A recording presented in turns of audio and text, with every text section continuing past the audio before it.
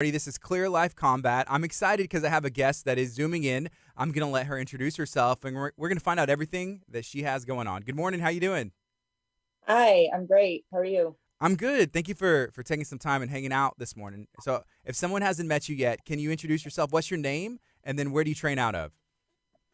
My name is Lauren Sears. I am a purple belt out of 10th Planet, Austin, Texas. Yeah. Yeah. So, how long have you been training, and what drew you to 10th Planet? I've been training about 4.5, maybe 5 years. And uh, what drew me into jujitsu, was that the question? Mm-hmm. Yeah. So I've been an athlete, most of my life, and I found martial arts about 10 years ago. I was doing I started just for self-defense, and then I fell in love with the sport of boxing and Muay Thai, and then kind of started getting interested in MMA. And I knew that if I wanted to compete, and if I was going to compete in MMA, I needed to have some at least basic understanding of how to defend myself from the ground. And I chose to dedicate a year to jujitsu, to improve that side of my skills. And when I started it, I fell in love with it, and I never left. And here we are now. So you made that transition to MMA like your original plan? No, no, like I've stuck with jujitsu. Jujitsu is my core, like, main focus. It has been for the last couple years that I've been doing it. Later down the road, would you make that switch? Is that something you're open to? I don't know. Like I was asked that recently, and it was a thought that kind of actually uh interests me. Like I had thought about it in the past and was like, no, no, no, I'm just, jujitsu's it. This is what I want to do. But I think that it's something that I might be interested in trying. I mean, if nothing else, like just to have like one or two fights under my belt. And who's to say, like, if I did it and I fell in love with it again, that I wouldn't, keep sticking with it. But I don't know. Like I just I have such a like a deeper love for jujitsu than I did striking, and that's why, like, when I came over um to it, that I just, I went full fledged in, and I haven't really gone back over to the MMA side of things. Like I've taken a class, like maybe like I could count on like one or two hands, like it within the last like couple of years. I've probably taken like maybe 10 classes in the last 3 years. Mm-hmm. So I'll like jump into a class every now and then for some fun, but yeah, it hasn't been my focus. But I don't know, maybe. You mentioned for some fun. I would say that most people, like the general population, would say like, oh, striking, getting hit in the face or getting choked out isn't their idea of fun. Has that always been, I guess, the case? Like growing up, you mentioned being an athlete. Were you always into like combat stuff, or was it a different kind of sport? No, no, no. So when I was younger, I used to ride horses, and I was like on a judging team, and I did that kind of stuff when I was really young. And I was also on a swimming team. So from when I was like 5 to 10 years old, I swam competitively. And then when I got into like, like middle school, high school, I was really competitive in track.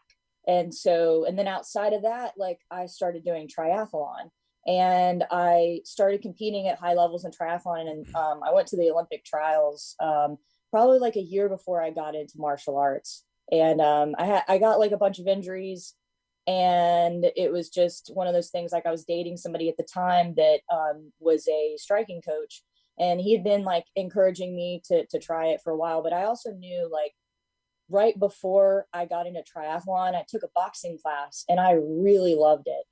But so it was one of those things. I knew, like, if I was going to stay really focused on my sport, like I needed to just focus on my sport and not get caught up with something else.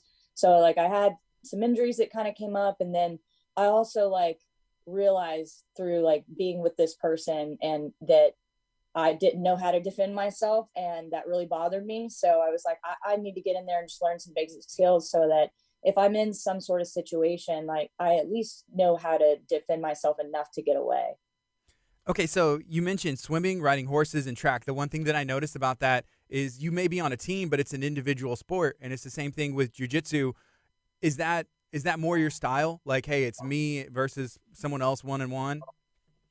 Yeah, I honestly like, I really like, I prefer watching sports like that too. I like that like individual battle, right? I love team sports too. They're fun, but I really like pushing myself and seeing like the progression in my own skill individually.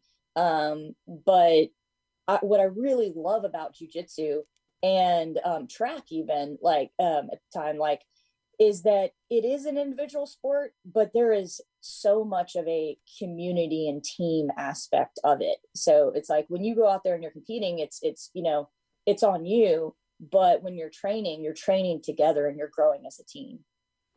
So Submissions on the Shore is going to be coming to the Booker T World Gym Arena in Texas City, March 19th. You're going to be there. Going into this, are you excited for it? And what can we expect if we watch that on Fight or we come in and watch it in person? Yeah, dude, I'm super excited for this. It's everybody who's on this card, they're all like high level athletes. So it's gonna be tough matches, it's gonna be exciting matches. And I'm excited to go out there and challenge myself. I'm fighting like a weight class above too. So than what I usually do. I usually fight at 115. This is going to be a 125 bracket. So I'm excited for that, because also like I'm going to ADCC trials this year, which ADCC is basically like it's like the Olympics of jiu-jitsu. And right now, the bracket that they have, the lightest bracket they have for women is 60 kg, which comes out to like, I think it's like 32 point something pounds. So, 132. But yeah, so I got to get used to fighting like at those like higher weight classes. So that in itself will be a challenge. And then everybody who's on the card is highly skilled. So I guess like what you can expect from me, like I like to come out and I like to push the pace and I like to hunt for submissions. So I'm not afraid to take chances and risks in order to make the show exciting and keep up the pace. Competing in the Olympic trials and being a professional athlete, switching to this sport of jiu-jitsu, does that give you an edge going into the ADCC trials? I don't know. Like, there's a lot of athletes. Like for my head coach, for example, Gabe Tuttle. Like he was never an athlete before he got into jujitsu, and he's like one of the best in the world in his division.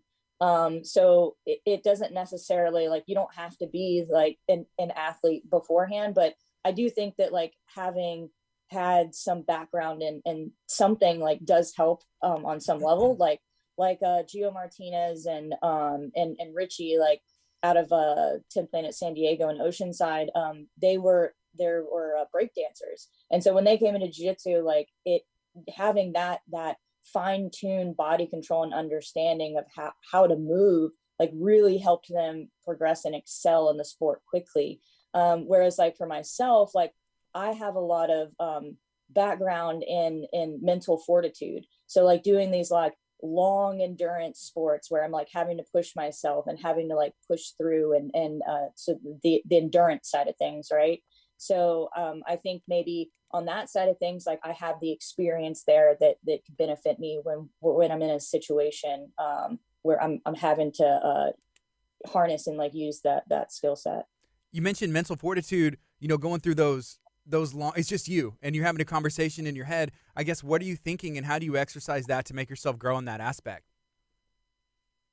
Say again, like what am I doing to? Yeah. So like, let's say you mentioned the mental fortitude side of it. So it's a one-on-one sport. It's just you and you're like, if you're doing a triathlon, are you thinking about things, whenever you're doing that race? And is there a way that you can, I guess, exercise that to become stronger mentally during that fight that you're having with yourself in your head? Yeah, like the one thing like I say that like this experience is like can benefit me, right? But at the same time, like it's a totally different kind of battle like when you're out there doing jujitsu, because like it's not just you versus you, it's you versus this other person. And so like they have a say in like what's going on. It's not just keep going. Like, yes, like you keep pushing yourself, but there's so much skill involved, right? And like in an endurance sport, it's just don't stop. Like it's just keep going, endure the pain, endure the pain, endure the pain, and push through that. Whereas like in a martial art, like, you know, you're tired, you're pushing, but you can't just shut your brain off. Like you have to be able to think clearly, you have to be able to think quickly. And that's the difference, because whenever I was like racing, like it was almost like you shut your mind off and you just go, you just keep going. Whereas like in you know, martial art, like you can't do that, because like I've done that in competition before where I'm like, okay, like just keep going, and you just kind of like, you know, stop thinking. And when you stop thinking, like that's when you get caught. So it's a very different kind of battle. But I think like for me in jiu-jitsu now, like it's more like stay awake, like just telling myself like keep moving, like simple things like inside positioning, like okay, like be first, like that those sorts of things. You recently competed at Fight to Win 194. How did that go, and what was the outcome? um 194, this last one. So I fought for the 115-pound purple belt title, and I won that match. So I got the belt, and I'm happy with the outcome. But it was talking about mindset. Like that was a match. Like, you know, it's a constant struggle. Sometimes I have days where like I feel amazing, like my mind and my body, and then I have matches where I go in and I'm just like I feel off. Like, you know, everybody's got the off days, and that was one of them. I still came out with the win, which I'm happy about. But I as far as like my performance, my jujitsu, like I know that I've had better days, and that I could have put on a better show. Like, but regardless, even on an off day, I came out with the win, so I'm happy about that. Yeah, when you say it was an off day, were you feeling off like even before the match, or was it like during the match it was like, hey, I know I can do better, or was it a mixture of both? It was like it was both. Like so during the match, like I knew, but like beforehand going in, like I knew, and I was like trying to like get myself like out of that. But you know, it's a difficult thing to do. But but yeah, like I can tell like before I go in, like where I'm at, like physically and mentally, and how that match is going to go. And yeah, it's a constant like process of like understanding and improving like how to manage that beforehand and in that moment, and push through all that. What goals do you have for the rest of this year and then in your career?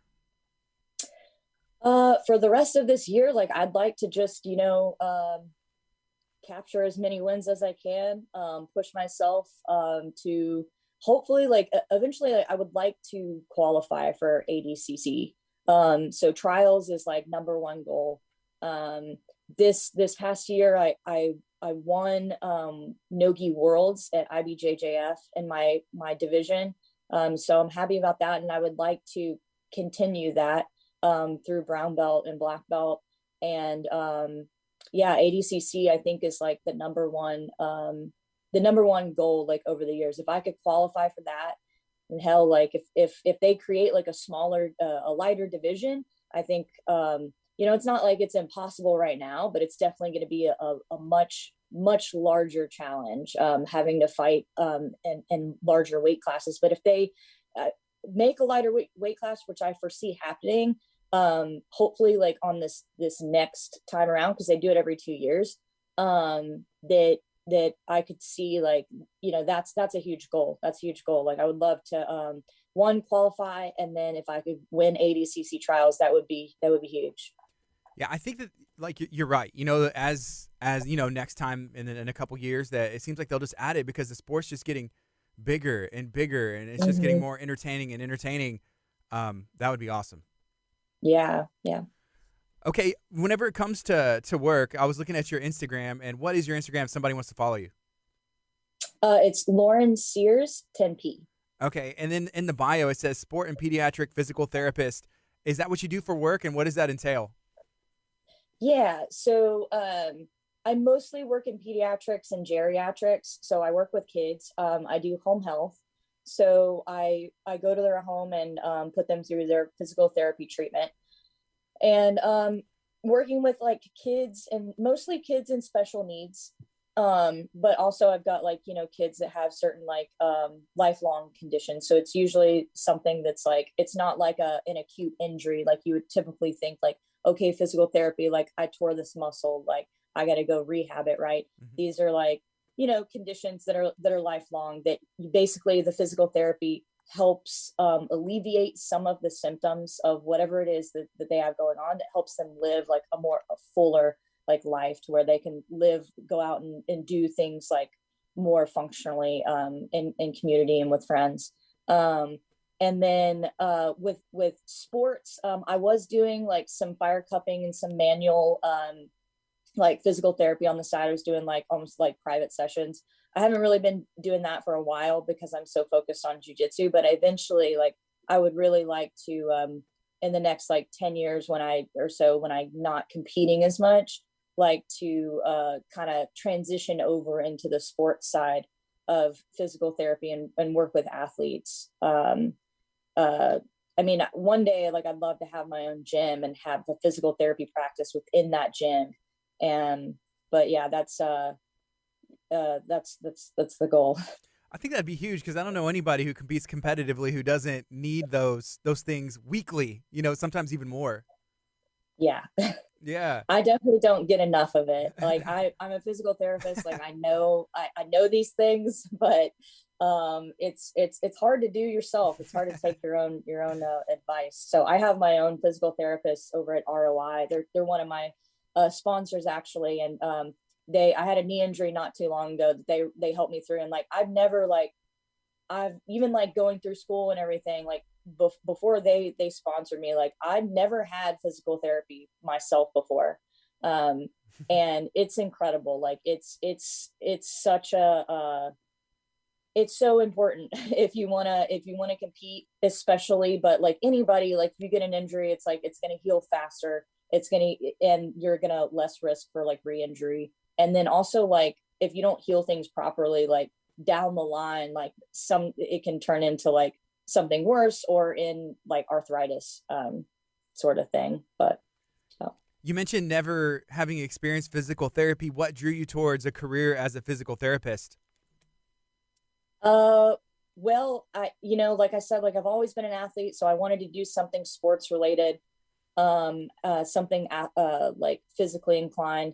But also, like, I really love helping people. So I knew that like I wanted to do something where I was like giving back. And I was a personal trainer for a really long time.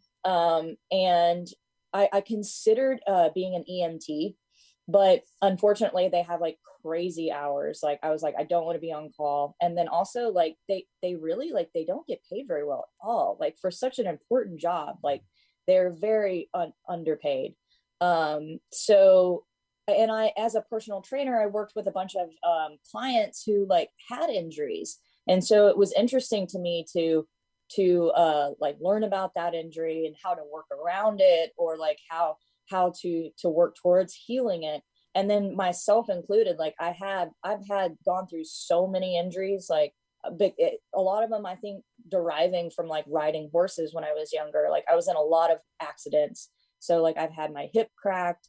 I've been kicked in the face, but not hit in the face. Like I was smart enough to bring my arms up and block, and got my arm like broken. Wow. I've been thrown off over their head. So my body's been banged up like early on in my life. So especially doing this kind of sport, like when I started, like I got injured a lot, and I still get injured like far more frequently than the average person, I'd say. But I've learned how to heal myself properly, and then like train smarter. So yeah, I just like I was real interested in helping people, and then just I love anatomy and understanding the body and how it works, and how to make it better so that it can work better for you, so you can do more of the things that you want to do. Does that kind of cross over? You mentioned before we went on air that you teach at 10th Planet and some days. Does that cross over working with kids or the physical therapy side into the teaching aspect? Yeah. Well, I have a lot of students and a lot of friends that'll come to me like for rehab advice. Um, Within the class itself, um, I don't.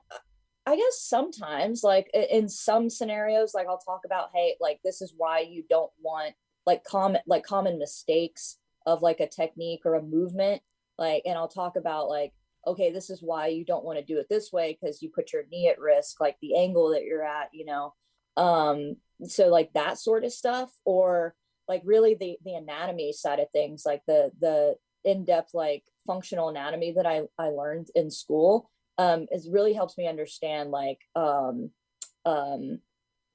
submission, like finishing mechanics, like application, or even like understanding like just control points, right? So I'll talk about like I use like in some of my classes, I'll use like terminology, like medical or not medical, but like like something like supination, pronation, or ulnar deviation, radial deviation. And a lot of people, like, they may not know what that is, but like I'll explain it in my class so they understand what it is. But if you understand these like fine-tuned movements, like protraction or retraction of the shoulder, so like when you're applying a certain technique, it's like you're not elevating your shoulder, you're protracting your shoulder. And I think that sometimes like those little details can help people, especially if they already understand that anatomy. But then it teaches them a little something new too. That's okay. All of those things, I didn't understand any of those terms, but it makes sense as a physical therapist. It's like, okay, the body's not supposed to do this. So if you want to make it, put the most pressure on, do it this way and you'll get the tap. So Mm-hmm. it's pretty cool. All right. So just a reminder, Lauren Sears will be competing at Submissions on the Shore. It's taking place March 19th at the Booker T World Gym Arena in Texas City. That'll be streamed around the world on Fight TV. You can also attend live in person. Lauren, is there anything else that you would like to share this morning? Yeah, I just want to thank and shout out all my sponsors, ROI, Foxhound Fuel, Vessel Longevity Bar, and there's a whole list of you guys, Infinite Movement, and they're all on my page. You've got like discount codes if you guys want to go out and have any services from them. So um my page is Lauren Sears 10P, like we said on Instagram. So just thank you all you guys, all the support. Lauren, thank you so much for joining this morning. I appreciate you. Yeah, thank you so much.